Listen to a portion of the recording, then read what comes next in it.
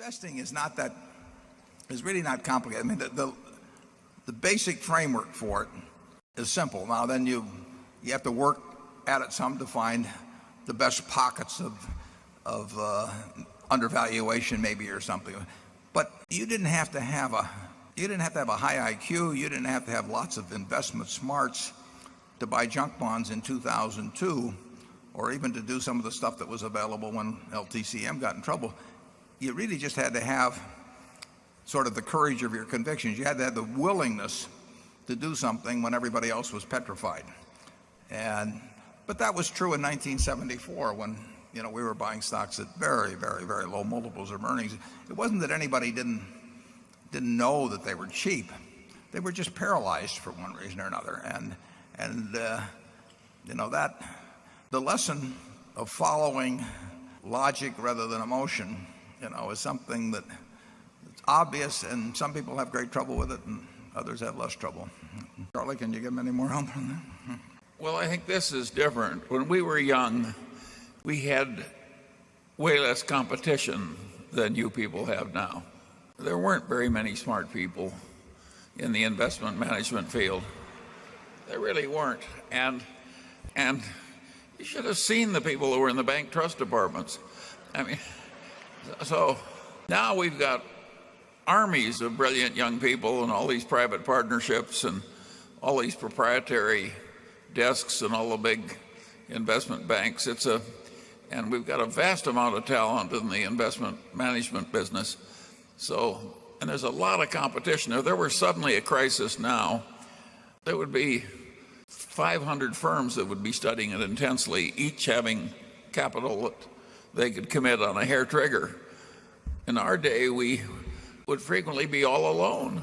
But in 2002, we'd be the only buyer. But in 2002, Charlie, there were tons of people that had investment experience and high IQs, and lots of money was around. Wasn't any question about money. It's just they were terrified of that particular arena. Well, when you have a huge convulsion, which is like a big fire in this auditorium right now, you get a lot of weird behavior.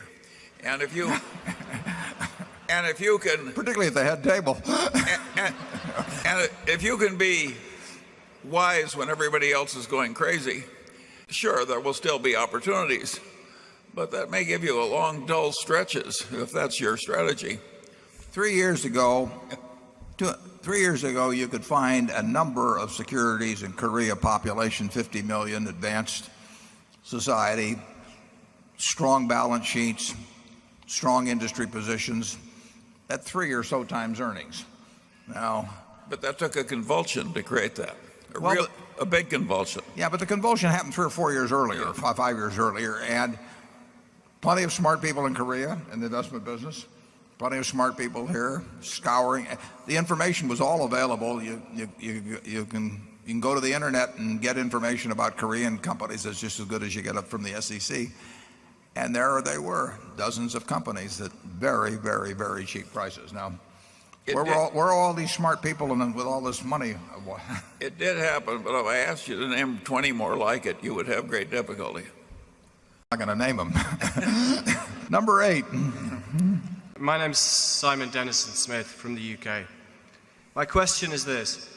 If you were starting out today with $1 million, with a vision of building a business with 20% average growth in value over 40 years, what type of investments and investment strategy would you look to make in the first 5 years? Well, it's somewhat interesting that we formed the first partnership 50 years ago, 2 days ago, Thursday, on May 4th, 1956, which was 105,000. That's my sister clapping. She was in the partnership.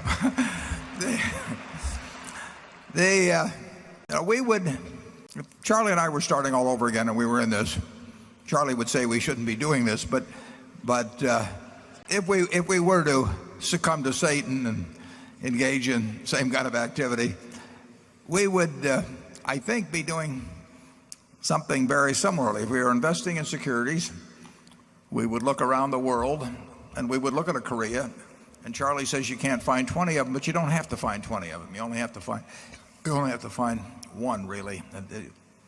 you do not have to have tons of good ideas in this business. You just have a good idea that's worth a ton occasionally. And in securities, we would be doing the same thing, which would probably mean smaller stocks. It would mean smaller stocks because we would find things that could have an impact on a small portfolio that will have no impact on a portfolio the size of Berkshire.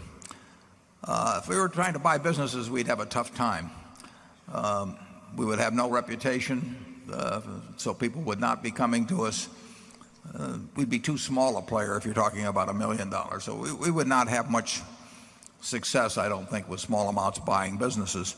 Charlie started out, in real estate development because it took very, very little capital, and you could magnify brain power and energy, or I should say brain power and energy could magnify small amounts of capital in a huge way that was not true in securities. My natural inclination was to look at securities and just kind of do it one foot in front of the other over time. But the basic principles wouldn't be different. I think if I'd been running a partnership a couple of years ago with a small amount of money, I think I'd have probably been 100% in Korea. And, I would be looking around for something that was very mispriced and that I understood. And every now and then that's going to happen. Charlie? Well, I agree with that. The concept that you're likely to find just one thing where it'll make 20% per annum and you just sit back for the next 40 years tends to be dreamland. And in the real world, you have to find something that you can understand that's the best you have available. And once you found the best thing, then you measure everything against that because it's your opportunity cost. That's the way small sums of money should be invested. And the trick, of course, is getting enough expertise that your opportunity cost, meaning your default option, which is still pretty good, is very high. And so the game hasn't changed at all in terms of its basic arithmetic. And that's why modern portfolio theory is so asinine. It really is, folks. Yeah. When Warren said he would have been all in one country, that's pretty close to right. He wouldn't have quite done that when he had the partnership, but he would have been way more concentrated than is conventional if you listen to modern portfolio theory. Most people aren't going to find thousands of things that are equally good. They're going to find a few things where one or two of them are way better than anything else they know. And the right way to think about investing is to act thinking about your best opportunity cost.